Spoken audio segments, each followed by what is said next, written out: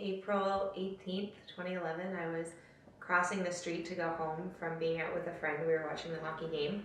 It was like 2 in the morning, and I'd gone ahead to grab a cab because she had a walking cast on.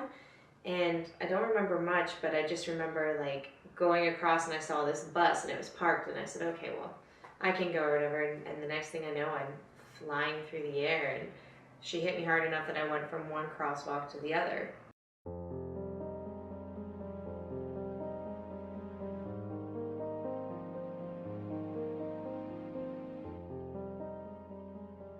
I'm lying there on the ground, and just before I was like hit the ground, I was like, go limp, like this is going to hurt, like just and my friend came up, and she's freaking out, and I'm going, stop, and she's like, what? I'm like, are my legs moving?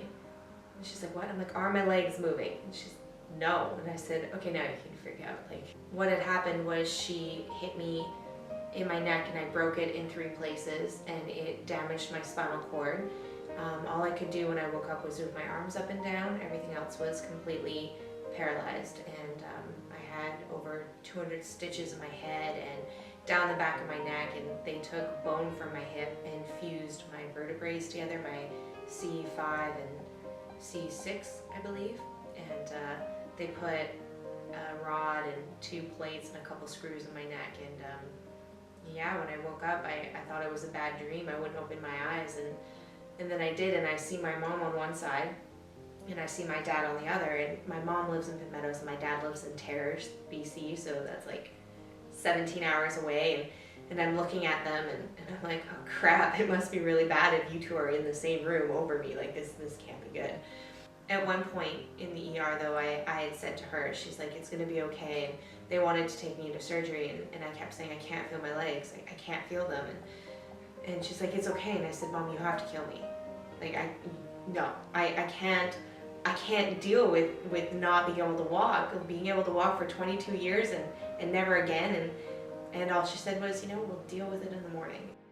I was in ICU for 3 days, and then they moved me up in VGH to something called the step-down unit, where you are if you have a spinal cord injury, but you still need to be watched, like a hawk, basically. Like they're there, you have a nurse to yourself, you have a room to yourself, and you have a team constantly coming in and monitoring you, and the doctor, my sleep was really screwed up at that point. Like I was in pain, I couldn't sleep, I could sleep, it was off and on every couple hours, and he wakes me up at 6:30 in the morning after I had maybe an hour of sleep, and I was cranky, and he's like, okay, so are you feeling this, are you feeling that? And I said, no. Any movement? No. And he said, okay, you need to accept this. And I just told him to get out. I was like, no, go away. My dad's like, Chelsea, be nice. I said, no, you don't know. You can't possibly know, and I am not going to listen to you. Theater, I wanted to really pursue that, and it was mainly just I wanted to sing, and musical theater was a huge part. It was a running, not a joke, but a running plan with my friend Ryan that we were just gonna up and leave to New York. We don't care if we had to live in a studio apartment and starve. We were gonna go to New York, and we were gonna do what we had to be on Broadway. And then when I got hurt, that was the main thing. I said, well, I guess I can't do this anymore. And when they did my operation, they had to go through the front of my neck, and they had to move my vocal cords around, and they had to do a lot of front fixing of like the vertebrae. And my Nana, who is the whole reason I love singing, I grew up watching her on stage singing and acting. She asked the doctor, she said, she's a singer, like her lungs are strong, she'll get it back, can she sing? And the doctor looked at her and said, I will be lucky if I ever speak again. Don't expect to sing.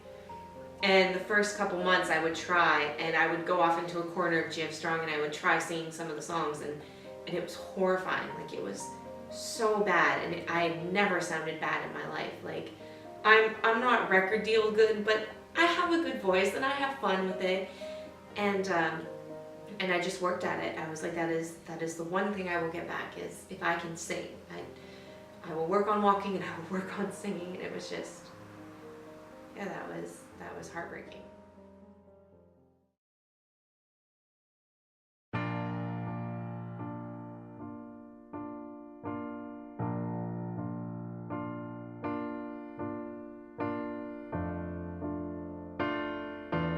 it was an amazing feeling. I joke because my nephew was learning how to walk at the same time, and so I was like, it's a race now. Come on, kid, like let's go. And I cried. I had to go back in my wheelchair because that was the deal, and it was fine because it was really tiring. I took 2 trips across the gym, and I was sweating, but I walked. I did it. Like I win.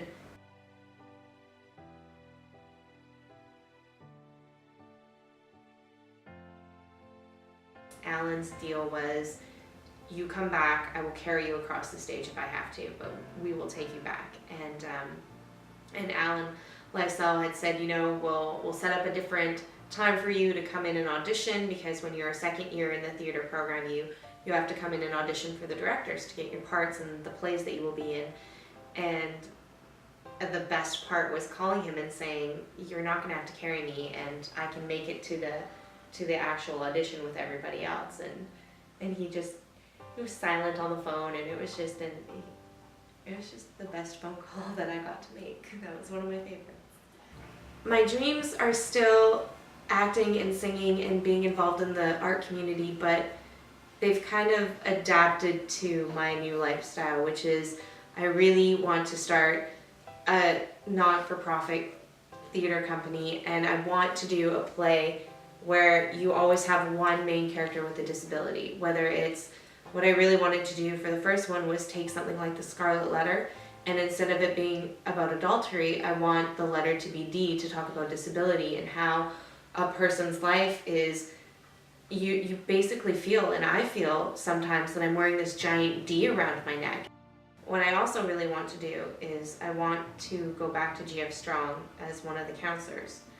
And I want to be able to work with people that are in my situation, and because I get it, I see the looks on their faces when I go back for checkups or something, and I go, I know exactly where you are with that. I know exactly what you're feeling when you give me that look. And you're either angry at your physio, or you're angry at life, or you're angry because you can't feel anything, and you're young or you're old, and you're thinking, great, I have to depend on somebody forever now. And I just want them to know, I get it. I know how you're feeling, and there are ways to deal with this. So the doctors said I wouldn't be where I am because I saw these pictures that I hadn't seen in years, and my parents wouldn't let me see them. They were very adamant, like, you're not ready, or they're not ready. And I get that. And I looked at these photos, and I looked at the photos from my 23rd birthday where I basically had half of Maple Ridge there, which was fantastic, or Pitt Meadows, and half of my theater program showed up to celebrate, and I'm looking at it, and it feels like forever ago. Like a bad dream. But I see the scars on my body, and I see the limitations I have, and I go, well, it was real, and there's a reason it happened, and I have no idea why I didn't die, because the doctors all told my mom, don't expect her to live past tonight, and if she does, don't expect her to ever be the same, or don't expect her to even be able to talk, or not have brain damage, or just start preparing your life to take care of her forever. And I kept thinking, I'm 23 years old, and my mother is going to have to take care of me. I'm 23 years old, and I'm going to have to rely on everybody forever, and that's not me. I'm a very independent person, and my mother raised me to be that way, and my father was, like, I'm so proud of you because you're doing this on your own, and I just felt like I kind of let everybody down, and it was the support of my family and my friends that I'll never forget. And the one thing that I'm adamant about, regardless of what they tell you, you know your body. You know what you're capable of, and if you're willing to push it, you will get farther than anybody thought you would.